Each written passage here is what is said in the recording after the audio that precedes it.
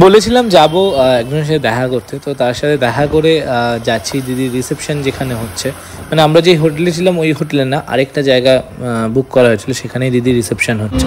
হলো বিয়েবাড়ি, চলে এসেছি বিয়েবাড়িতে। বিয়েবাড়ি আসার আগে একজনের সাথে দেখা করতে গেছিলাম, ওই জন্য লেট হলো। ভীষণ সুন্দর বিয়েবাড়িটা।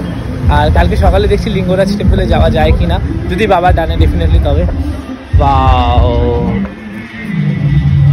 তো বিয়েবাড়িতে ঢোকার সময় এখন সুন্দরভাবে একটা ওয়েলকাম করছে, ওটা ফুল টুল দিয়ে। বাট এখানে চন্দনের টিকাটা দেয়নি, হোটেলে ছিল।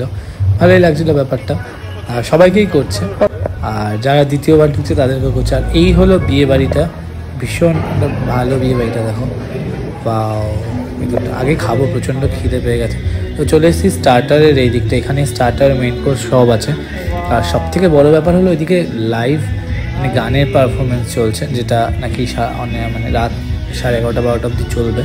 আর এই দাদাই নাকি গান গাইবে, আর ইনি শুরু করেছেন ঠিক 6টা থেকে। ওনাকে হায়ার অফ, সত্যি মানে এত ঘন্টা টানা এক নাগারে গান গাওয়া লিটারালি পুরো চাপের ব্যাপার, কোনো রেস্ট বা ব্রেক না নিয়ে। ভীষণ ভালো গান গাইছে, তোমরা শুনেই বুঝতে পারছো। তো এই হলো স্টার্টারের এইদিকে। এখানে অনেক কিছু আছে, সস ফস বিভিন্ন ধরনের জিনিসপত্র, এগুলো সব নিলাম। 4 রকমের সস আছে, প্রচুর স্টার্টার আছে, ভেজ আছে, নন ভেজ আছে। বাট আজকে তো আমি নন ভেজ খাবো, কারণ ভেজ খাবো না। প্রত্যেকটা স্টার্টারের কালার দেখে মনে হচ্ছে ভীষণ ভালো হয়েছে। যতক্ষণ না খাচ্ছি ততক্ষণ বুঝতে পারছি না যে কেমন হয়েছে, কারণ অনেক সময় অনেক জিনিসের কালার দেখে মনে হয়, কিন্তু আলটিমেট খাওয়ার সময় অতটা ভালো লাগে না। আর এটা হলো চিকেনের কিছু একটা রেসিপি ছিল, মেবি না খেলে বুঝতে পারবো না। তো কাবাবের কিছু একটা, মানে আলটিমেট কি বলবো, এত রকমের স্টার্টার ছিল যে মেইন কোর্স খাওয়াটা সত্যি খুব চাপ হয়ে যাবে।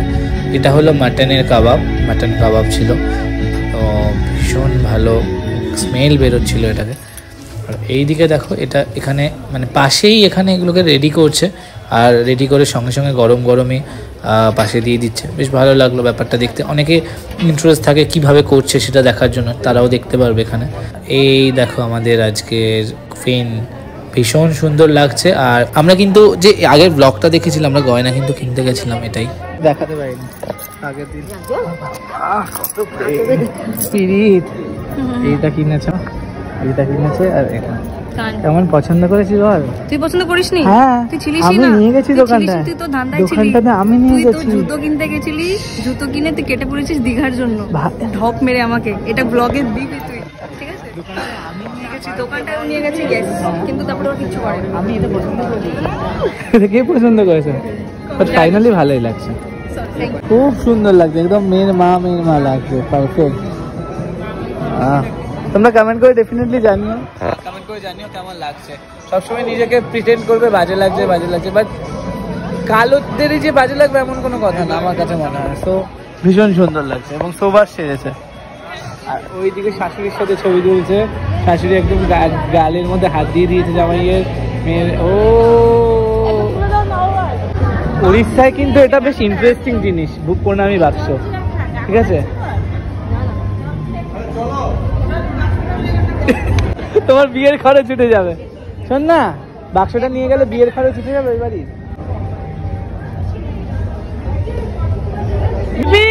অল্প অল্প খেও, বেশি খেও না। কি এই যে এত বড় প্লেট দিয়েছো? ভালোবাসি না, অল্প অল্প খেও। Thank you. তো শুরু খাওয়া দাওয়ার পর্ব। আমি বেশি কিছু নিলাম না, জাস্ট মাটন আর পোলাও নিয়েছি, কেননা বেশি খেতে পারবো না বলে। আর এইদিকে সবার মতো খাচ্ছে। এতটা স্টার্টার খেয়ে ফেলেছি না যে বেশি খাওয়া পসিবল না। এই দেখো প্রচুর আইটেম হয়েছিল, প্রচুর রকমের আইটেম, ভেজের প্রচুর আইটেম ছিল, নন ভেজ প্রচুর আইটেম ছিল। বাট আমি আলটিমেট আমি একটা চিংড়ি মাছও হয়েছিল, চিংড়ি মাছও ভালোবাসি, বাট চিংড়ি মাছটা খেলাম না, রিস্ক হয়ে যাবে বলে।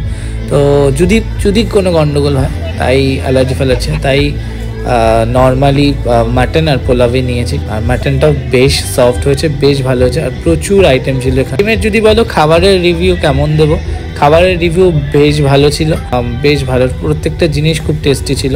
আমি সব জিনিস ট্রাই করিনি, তাই বুঝতে পারিনি।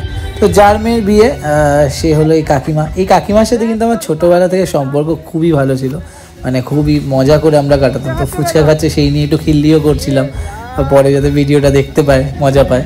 কেউ কিন্তু খেতে কম ছাড়েনি, সবাই সবার মতো খেয়েছে। এই দেখো ইনি আরেকজন, এটা হলো আরেক জেঠি। তো সে খাচ্ছে। এইগুলোই তো মজা থাকবে বলে, এই ভিডিওগুলোই পরে যখন দেখবে। আর এ তো লিপিকে চিনে গেছে অলরেডি, মানে সব পুজোয় মানে যাকে ছাড়া ইনকমপ্লিট থাকে।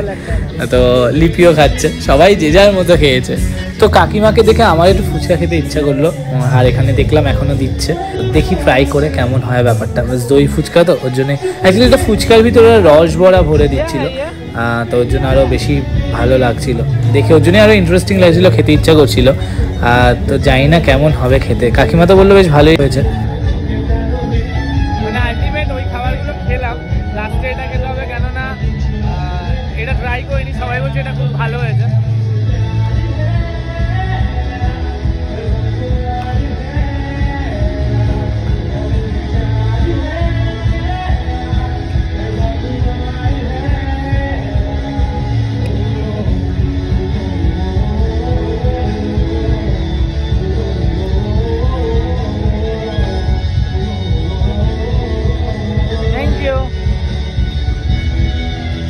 তোমাদেরকে মেইন কোর্স সব দেখিয়েছি, বাট মিষ্টির পার্টটা দেখায়নি, যেটা সব থেকে আমার ফেভারিট। এটা ছিল ব্রেক রসগোল্লা, আর এখানে আরও অনেক কিছু ছিল ব্রেক রসগোল্লা ছাড়াও। সব থেকে ইন্টারেস্টিং ব্যাপার হলো এখানে সুন্দর দেখো মাটির ভাঁড়ে দিচ্ছে, এটাই ভালো লাগলো। আর আমি তো অলওয়েজ মিষ্টি ভালোবাসি, তাই একটু বেশি নিয়ে ফেল। আর এই ছিল কিন্তু বিয়ে বাড়িটা, যেটা মিস করে গেছি তোমাদেরকে দেখাতে ব্লগ।